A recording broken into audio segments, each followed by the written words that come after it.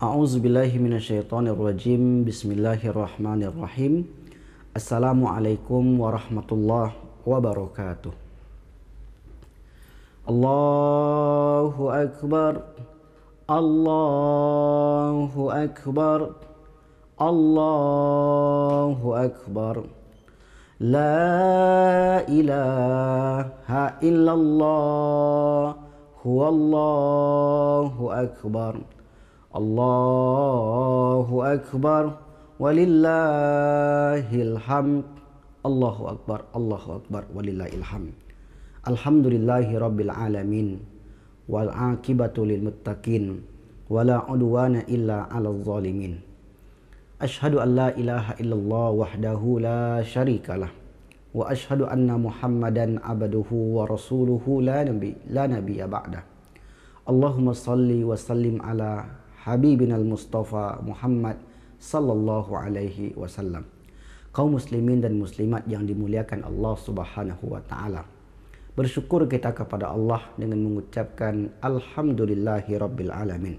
Karena hari ini hari yang sangat istimewa, hari kemenangan bagi kaum muslimin, yang mana pada hari ini mereka telah dibebaskan untuk menahan rasa lapar dan haus. Mereka diperbolehkan dan bahkan haram bagi orang beriman berpuasa pada hari ini, yaitu hari Raya Idul Fitri 1 Syawal. Berbahagia kita pada hari ini karena kita telah berhasil melewati 30 hari atau 1 bulan penuh lamanya untuk menahan lapar dan haus. Kita berpuasa hanya karena Allah Subhanahu wa taala. Mudah-mudahan puasa kita diterima oleh Allah Subhanahu wa taala. Taqabbalallahu minna wa minkum wa taqabbal ya karim. Kemudian selawat dan salam tak lupa pula kita kirimkan kepada junjungan alam Nabi besar Muhammad sallallahu alaihi wasallam. Allahumma salli ala Muhammad wa ala ali Muhammad. Assalamu alayka ya Rasulullah. Assalamu alayka ya Habiballah. Kaum muslimin dan muslimat yang dimuliakan Allah Subhanahu wa taala. Di hari yang fitrah ini, di hari yang suci ini, tepatnya 1 Syawal 1443 Hijriah, kita alhamdulillah masih diberi kesempatan oleh Allah untuk mengerjakan kewajiban-kewajiban kita sebagai seorang muslim, yang insya Allah sebentar lagi kita akan menunaikan solat Idul Fitri secara berjamaah. Tentu dalam melaksanakan ibadah solat Idul Fitri ini ada amalan-amalan sunnah yang diajarkan oleh baginda Nabi Muhammad sallallahu alaihi wasallam. Amalan-amalan sunnah itu diantaranya ialah yang pertama, sebelum seseorang berangkat ke tempat peribadatan, tempat beribadah di masjid ataupun di lapangan, maka dianjurkan bagi seorang tersebut untuk mandi terlebih dahulu. Tujuannya adalah agar hal-hal yang menempel atau kotoran-kotoran yang menempel di badannya dapat hilang. Kaum muslimin yang dimuliakan Allah Subhanahu wa taala, ada 4 amalan sunnah yang dapat dilakukan seorang ketika mereka akan melaksanakan salat Idul Fitri.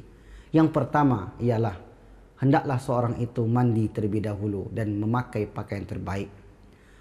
Jelas tujuan dari amalan sunnah ini ialah ketika kita nanti hadir beramai-ramai di tempat ibadah kita, tidak ada kotoran yang menempel di sekujur tubuh kita. Tidak ada pakaian yang aromanya tidak sedap. Tidak ada sesuatu pun yang dapat mengusik orang yang ada di samping kita ketika kita sholat. Maka oleh karena itu, mestilah seseorang membersihkan jasadnya, membersihkan badannya terlebih dahulu sebelum mereka berangkat ke tempat ibadah.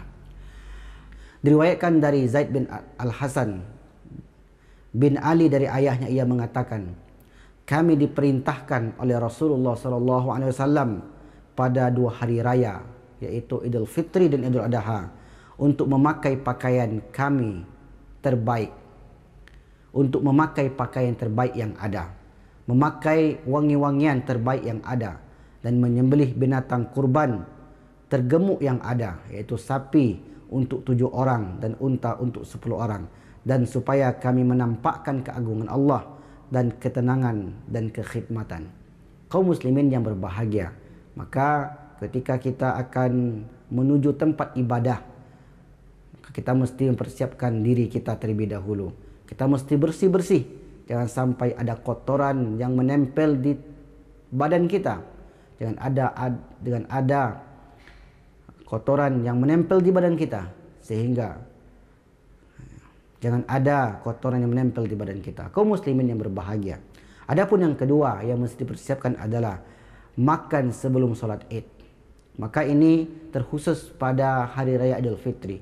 Sebelum seseorang berangkat ke masjid atau ke tempat ibadah, dianjurkan seseorang itu untuk makan terlebih dahulu sebelum mereka berangkat.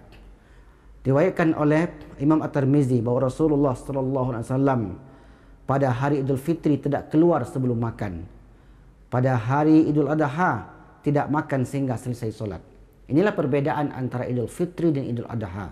Idul Fitri, seseorang dianjurkan makan terlebih dahulu, baru mereka bersegera untuk menuju tempat ibadah. Sementara solat Idul Adha dianjurkan seorang itu tidak makan terlebih dahulu, baru setelah selesai solat dianjurkan bagi mereka untuk makan. Nah, oleh karena itu, ini di antara sunnah yang dapat kita lakukan ketika hendak melaksanakan solat Idul Fitri ataupun Idul Adha. Kaum muslimin yang dimuliakan Allah Subhanahu wa taala. Sunnah yang ketiga ialah berangkat dan pulang melewati jalan yang berbeda.